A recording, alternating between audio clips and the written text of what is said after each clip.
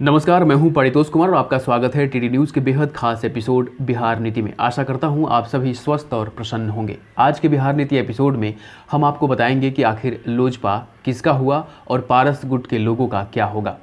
पिछले एपिसोड में हमने आपको बताया था कि लोजपा में बड़ी टूट हो गई है और चिराग के चाचा पारस ही इस टूट के सबसे बड़े जिम्मेदार बताए जा रहे हैं। इस पर बौखलाए चिराग पासवान ने रविवार को दिल्ली में लोक जनशक्ति पार्टी की राष्ट्रीय कार्यकारिणी की बैठक के जरिए शक्ति प्रदर्शन किया है।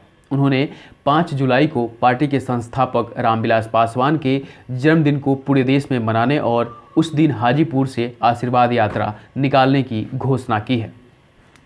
यह यात्रा 2 महीने तक हर जिला और प्रखंड मुख्यालय तक जाएगी। चिराग ने कहा कि पूरे प्रदेश में यात्रा पूरी करने के बाद इसका समापन पटना में विशाल रैली से होगा और ये विरोधियों को करारा जवाब देंगे।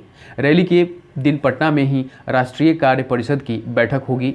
पार्टी में चिराग गुट के प्रधान महासचिव अब्दुल खालिक ने दावा किया कि चिराग के आवास पर आयोजित बैठक में राष्ट्रीय कार्यकारिणी के 66 सदस्य शामिल हुए। इनमें 43 सदस्य सशरीर बैठक में मौजूद रहे, जबकि 23 सदस्यों ने वर्चुअल हिस्सा लिया।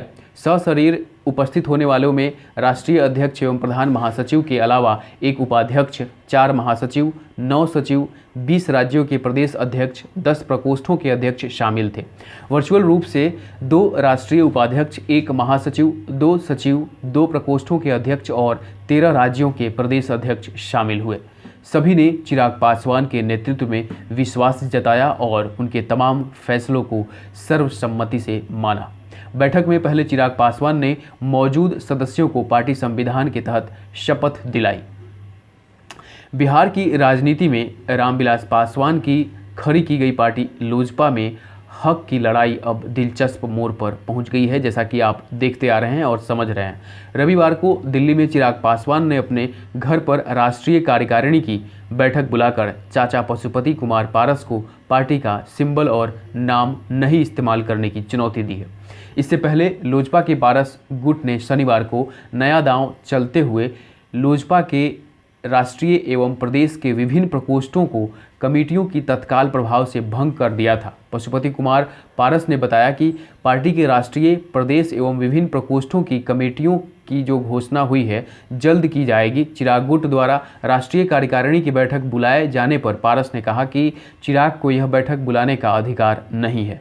पार्टी संविधान के मुताबिक वे राष्ट्रीय अध्यक्ष हैं। फिलहाल पार्टी की 16 सदस्यीय राष्ट्रीयकरण और कार्यकारिणी गठित कर दी गई है। एक सवाल पर उन्होंने बताया कि चुनाव आयोग को कार्यकारिणी के सदस्यों की सूची अभी इसलिए नहीं सौंपी गई है कि नई राष्ट्रीय कार्यकारिणी से मंजूरी ली जाएगी।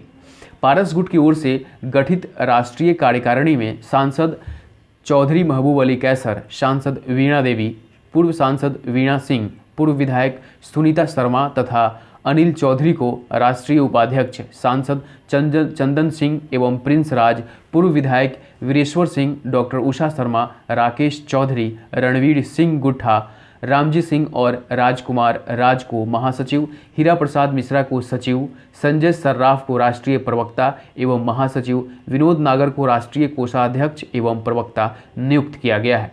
चिराग गुट की बैठक में रविवार को यह तय हो गया कि कार्यकारिणी में बहुमत किसके साथ है। प्रदेश अध्यक्ष राजू तिवारी ने दिल्ली से दूरभाष पर दावा किया कि कार्यकारिणी सदस्य चिराग के साथ है।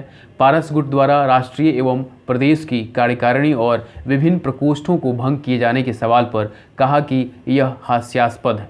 पार्टी से निष्कासित पशुपति कुमार पारस को अधिकार नहीं है कि वे कार्यकारिणी का प्रकोष्ठों को भंग करें। चिराग पासवान ने बैठक में आरोप लगाया कि दलित मतदाताओं की एकजुटता को तोड़ने का प्रयास अरसे से किया जा रहा है। मुख्यमंत्री नीतीश कुमार ने दलितों को बांटने का काम किया है। हमने उनकी नीतियों का चुनाव में विरोध किया। इसके चलते विधानसभा चुनाव में जदयू की सीटों की संख्या आधी हो गई। इससे लोजपा को तोड़ने की साजिश रची गई।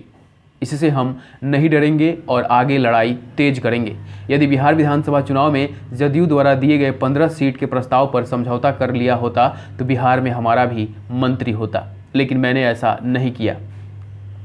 खैर, अब आपको तो पता चल ही गया होगा कि लोजपा अब किसकी हुई। अब देखना यह होगा कि आशीर्वाद यात्रा का फायदा चिराग को मिलता है या नहीं। फिलहाल आज के बिहार नीति एपिसोड में इतना ही। आप देखते रहें टीडी न्यूज़। नमस्कार।